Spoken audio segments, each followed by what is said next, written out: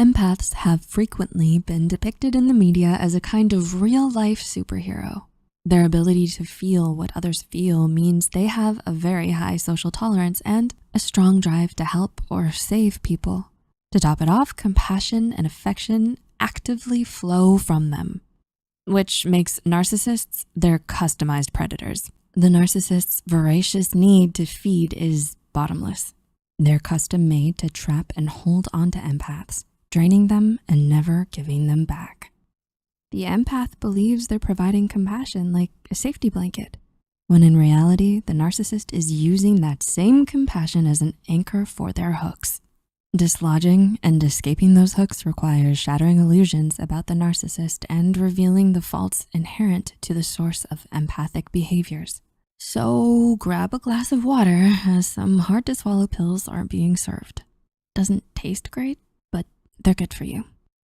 Number 1, narcissists will never fulfill the covert contract. Here's the hard truth.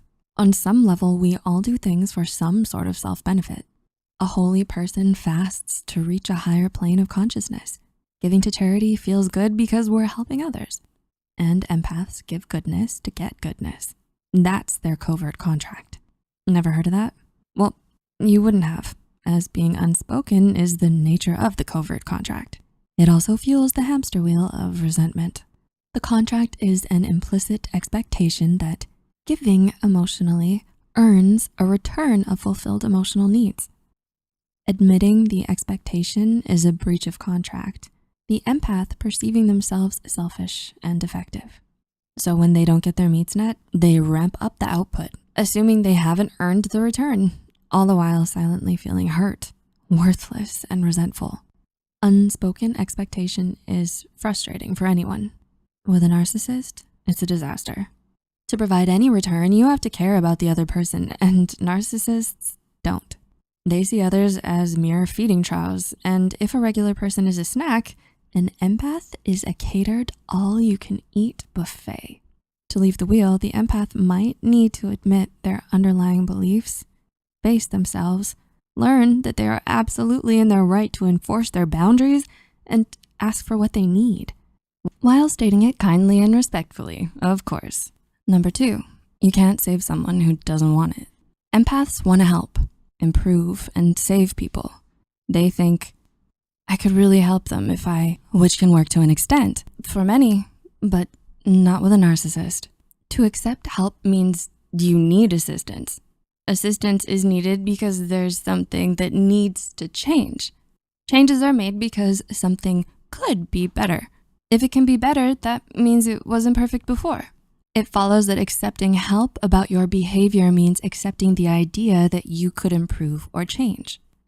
Narcissists, by definition of their condition, believe themselves and constantly impress on others that they are idealized beings, so they don't need help. They don't need to fix what isn't broken. Lacking empathy, narcissists feel no issues in feeding off others for ego maintenance. They enjoy it. If they accepted help, they'd be double whammied. They'd have to stop feeding and they'd have to admit they need some fixing.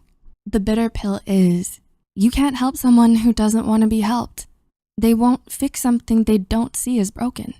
Solution? Take a healthy swallow of water and realize their delusion is not your problem. Number 3, emotions can't replace your brain. This is not simply a gut feeling. Gut feeling is often due to real evidence that is subconsciously picked up, but just isn't in clear detail. Empaths fall prey to emotional thinking. Emotional thinking is based completely off feeling, overriding logic, reason, and anything else presented, even if it's opposing hard, tangible evidence. This is a risk when emotions are your superpower. Sometimes they go rogue, making the person turn away from the facts. An example is when someone feels they're stupid, despite achieving average or higher than average grades or even a degree. Like any predator, narcissists sniff out the opportunity, knowing that empaths tend to choose emotion over evidence. They're set up as easy prey to fool and trap. The narcissist simply overwhelms the empath's compassion trigger. The empath, who is completely unquestioning of their emotional thinking, can disregard any and all other abuses and signs to help or care for the poor victim.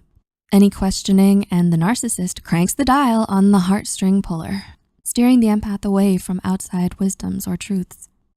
To break free, the empath needs to value their mind and to ask questions. They have a right to know. Number 4, narcissists are disordered and morally bankrupt. The definition of bankrupt is completely lacking in a particular quality or value.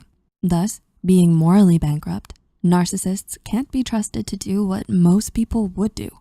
Most people will have some level of predictability due to identifying with how others feel. For example, they won't lie to someone about their partner because it will hurt them or wreck their relationship. Narcissists, since they lack empathy, their emotions are centered around themselves. They feel superior and self-entitled to favorable treatment. How they choose to act depends only on personal gain, meaning they will lie to someone about their partner if it breaks them up, giving the narcissist a fresh ego-feeding supply. Unpredictability is cliffhanger-like, and it gets worse when they feel their supply pulling away or getting low. The empath gets clingier or more attentive, trying to anticipate which way the narcissist will go.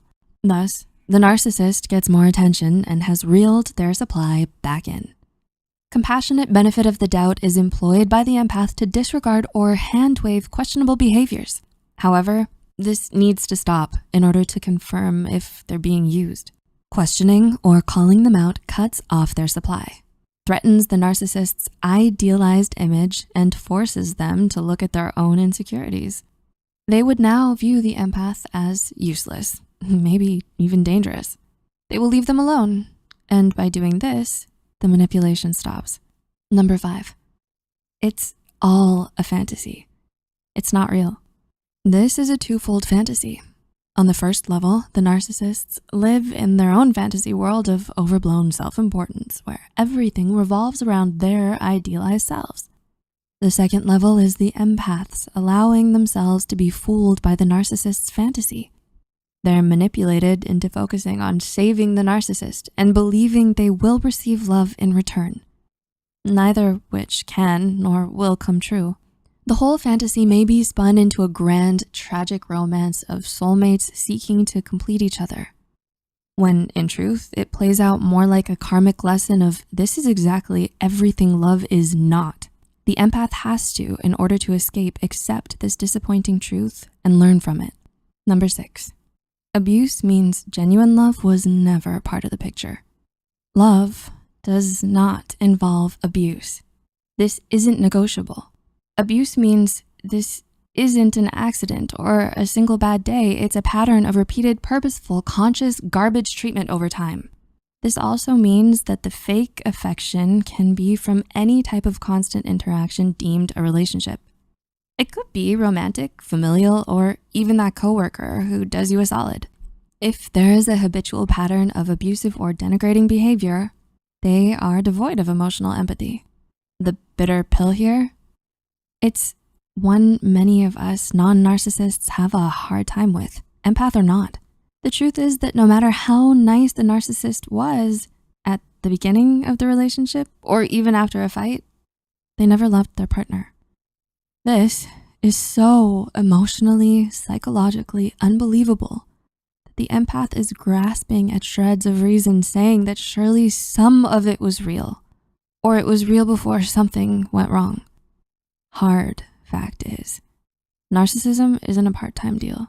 The whole thing was a purposefully built illusion. Every single thing they did or said was with the cold, singular purpose of keeping the ego meal train running. Getting past this and out of the narcissist's clutches means accepting that time lost can't be retrieved or retconned into something true. They need to value their future. Stop letting it be drained and wasted by the narcissist. Their best option is to cut off the supply and walk. We understand that if you're an empath, being in a similar situation or are currently in one, those 6 truths probably felt like dry swallowing horse pills, like taking bitter medicine or waxing, though the results of partaking have long-term beneficial effects. There are also necessary truths to truly accept in order to get out of the narcissist's tar pit. Did you resonate with or recognize any of these points? Lend and share your insights in the comments. We've thrown our rope of hope, and if it helps you or others, maybe you'll swing on to the next video. Thanks for watching.